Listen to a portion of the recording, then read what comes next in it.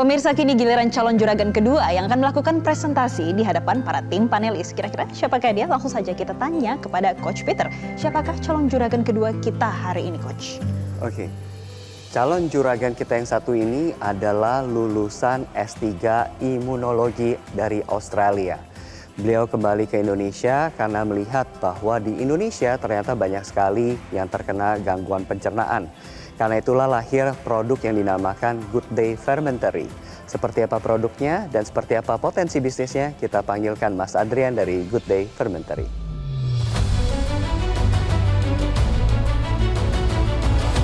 Halo panelis, nama saya Adrian, saya owner dari Good Day Fermentary. Sebelum saya mulai presentasinya, kita main tebak-tebakan dulu. Boleh nggak saya minta mungkin Pak Reno sama Budian maju ke depan sini? Silakan, Pak Reno dan Budian diminta untuk maju ke depan. Kita akan main tebak-tebakan dulu ya. Kita ini karena di ujung kiri kan ya. Nah, jadi di depan saya ini ada 5 macam minuman yang sering kita temui di supermarket. Ada beberapa yang berlabel kesehatan, ada beberapa yang enggak. Nah, saya minta Bu Dian dan Pak Reno mungkin bisa urutkan dari yang gulanya paling tinggi ke yang kandungan gulanya paling rendah. Jadi kita ada minuman soda, paling tinggi ya. kita ada yogurt, ada susu coklat, ada minuman fermentasi, ada minuman vitamin C. Oke, kalau udah boleh silakan duduk. Oke. Jadi menurut panelis bagaimana, Mas? Oke, jadi sebenarnya banyak yang salah di sini. Nomor satunya sebenarnya adalah ini, minuman susu fermentasi. Ini 15,6% gulanya. Kemudian nomor 2-nya itu ini, minuman vitamin C. Ini 14% gulanya. Nomor 3-nya itu yang ini, yogurt. 12,6.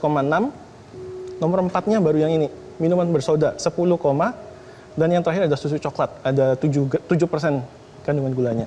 Jadi kita lihat sendiri di sini minuman sehat nggak berarti nggak tanpa gula. Jadi banyak banget minuman-minuman sehat yang sering kita beli di supermarket itu ternyata tinggi gula, very highly processed. Sekarang produk kita yang ini, jadi ini adalah minuman kefir. Bisa jadi. Di meja para panelis sudah ada masing-masing rasa yang udah saya personalize, masing-masing ada dari rasa Budian, Pak Reno, Pak Irwan, Pak Rex dan Pak Sebastian juga ada. Boleh kita minum bareng? Oke. Enak. Wah, enak loh yang saya. Enak. Enak. Langsung. Nggak kayak lagi minum kefir sih. Oke, langsung saja dengan presentasinya, Mas. Jadi di kehidupan lama saya itu seorang research scientist yang fokusnya di imunologi dan metabolisme. Nah, kemudian saya menyadari kalau di Indonesia ini kesehatan pencernaan masih kurang diperhatikan.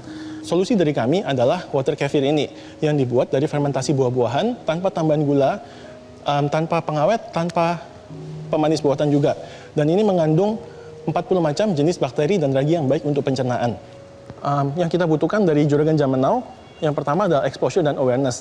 Dan yang kedua adalah investasi dari para panelis yang tertarik. Kita menaruhkan 15% company kami dengan 400 juta yang akan kita gunakan untuk yang pertama adalah membuka outlet, kemudian untuk meng-hire marketing, design team, dan sales team, dan juga untuk marketing budget dan untuk administratif seperti label halal. Dan yang terakhir adalah untuk R&D produk baru. Gimana nih, Coach? Sebelum kita bertanya kepada tim panelis. Ya, saya rasa pasti panelis punya pandangan yang sama dengan saya mengenai produknya. Produknya ini enak banget, seger banget. Dan punya potensi yang luar biasa karena ini water kefir pertama yang terbranded dengan baik gitu ya. Plus branding visualnya juga very beautiful dengan berbagai macam pilihan warna yang menarik yang bisa jadi collectible items. Dan mungkin underline terakhir dari saya adalah bisa jadi panelis dan saya kita sama-sama invest di produk ini. Oke, langsung saja kita tanya tim panelis apakah tertarik. Mengamini yang Coach Peter sampaikan, ini enak produknya dan menarik. Saya sampai tadi bertanya-tanya, bener nih sehat gitu. Karena enak sekali, biasanya kan kalau kita minum kefir itu pandangannya nggak enak gitu. So produknya menarik, rasanya enak. I would buy this dan minum buat kesehatan probiotik saya. Cuman gimana caranya biar awareness si kefir pop ini sampai ke customer. Jadi memang itu salah satu problem yang sering kita temuin. Jadi karena kita memang paling banyak menjual itu di event-event. Dan event itu hanya 3 hari, 4 hari mostly. Jadi mereka selalu tanya, setelah di event kita mau beli dari mana? Nah, jadi itu memang salah satu challenge kita. Makanya salah satu yang saya minta dari panelis adalah investasi untuk kita bisa buka outlet. Jadi supaya kita bisa info kalau bisa belinya di sini, lokasi ini gitu. Kuncinya adalah bagaimana produk ini bisa sampai ke mata, telinga, dan pikiran target marketnya supaya mereka bisa membeli gitu. Kenapa dipilih nama kefir? Kenapa nggak probiotik atau something yang? Jadi memang ada yang seperti Pak Sebastian bilang, ada milk kefir, itu yang susu kefir yang rasanya kayak yogurt tapi jauh lebih asam juga. Tapi ini yang water kefir, jadi ini yang tanpa dairy, kita buatnya hanya dengan gula atau buah. Jadi very simple, dan karena kita pingin produk ini punya identitas, jadi makanya kita tetap pakai namanya kefir, kita nggak mencoba ganti ini jadi nama-nama lain yang lebih funky gitu. Dan life shelf-nya saya lihat sekitar 4 bulan ya? Sekitar 3 bulan. 3 bulan ya? Enggak, sebetulnya kefir kan emang ada 2, yang berbasis susu dan yang berbasis air yang dengan buah itu. Cuman memang kalau kebanyakan orang dengar saja, mungkin yang terbiasanya dengar yang susu itu yang di restoran yang yogurt itu kan, sehingga ini. Tapi itu masalah marketing aja sih, nggak masalah. Saya ingin tanya struktur perusahaan Bapak sekarang bagaimana? Kita Siapa aja yang membackup di kita back masih office-nya? kecil banget, jadi karyawan hanya saya sama satu lagi karyawan untuk produksi. Hanya itu, produksi Yes. dan Bapak aja? Kita masih very small. Memang orang kadang ngelihat hanya berdua bisa produksi segini banyak, emang bisa. Tapi kenyataannya kita tuh sebenarnya kerjanya hanya 6 jam sehari. Jadi kita jam 9, jam 3 udah selesai. Itu kita bisa produksi 400 kaleng sehari.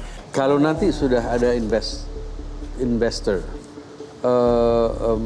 bagaimana Bapak akan memilah itu? Jadi salah satu tadi yang kita ajukan untuk investasi adalah untuk hire marketing, design, and sales team. Jadi tim itu yang akan lebih fokus untuk salesnya, dan untuk produksi juga akan kita tingkatkan juga kapasitasnya. Siapkah Bapak misalnya kalau dalam ada investor baru akan masuk ke dalam struktur back end-nya untuk bukan soal produk tapi soal bisnis proses atau bisnis plan? Siap sih, soalnya kita memang lagi, jujur aja lagi negosiasi juga sama beberapa investor lain dari luar juga. Karena yang lalu kita menang Solopreneur Academy itu kan dari banknya Astra, jadi memang banyak investor yang tertarik juga gitu. Ya, bisnis juga kan bagaimana kita menyambungkan kita dengan market yang ada, bagaimana kita mendekatkan diri dengan market yang ada, bagaimana tidak melawan terlalu jauh arus yang ada. Jadi kita betul-betul mempenetrasi secara positif. Maka dari itu saya katakan mesti lihat juga partnersnya. Valuationnya bukan hanya produknya ataupun investmentnya, tapi siapa yang berpartner di situ untuk mempercepat tujuannya dan dengan baik dan benar. Kalau dari sisi kapasitas produksinya bisa produksi berapa banyak? Satu hari kita bisa produksi sekitar 400 kaleng, jadi satu bulan kita bisa maksimal 12.000 kaleng so far. Kalau nanti titik distribusinya banyak, apa yang jadi kendala untuk ningkatin dari sisi produksinya? Kalau kita, karena ini produknya dingin, itu lebih ke storage. Jadi karena kita sekarang terbatas, karena setelah produksi kita harus simpan ini di dalam kulkas. Jadi kulkas kita terbatas kapasitasnya. Makanya Jadi kita cuma masalah infrastrukturnya aja ya Yes. sebetulnya. Oke.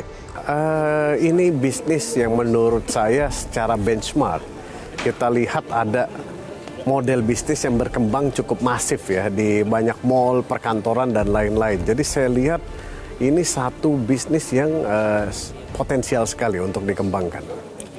Identitas ya dari Good Day ini mau dibawanya tuh ke lifestyle atau health drink? Kalau saya sendiri sih, saya ingin bawanya ini lebih ke lifestyle. Jadi karena kesehatan pencernaan itu bukan something yang orang hanya minum sekali dan habis itu mereka bisa sehat 5 tahun ke depan. Tapi ini something yang orang harus keep consuming. Jadi kita membawanya ini ke sebuah lifestyle. Jadi saya sebagai konsumen, saya melihat tertarik, oke, apa nih, kayaknya minuman baru, tapi ternyata minuman kesehatan. Mau bagaimanapun kesehatan itu kan, ya biasanya rasanya tuh nggak enak gitu.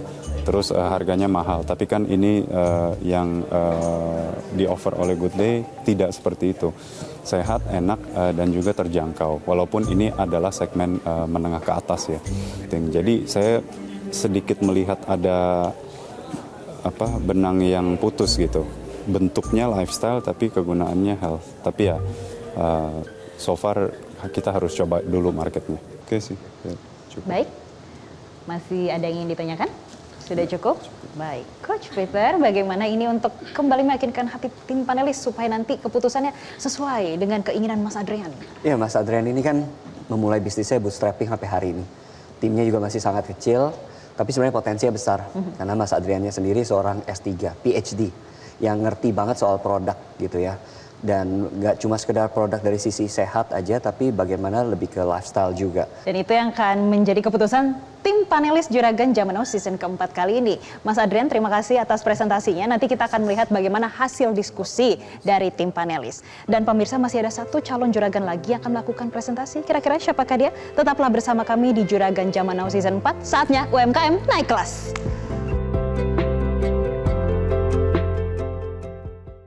Jelajahi cara baru mendapatkan informasi. Download Metro TV Extend sekarang.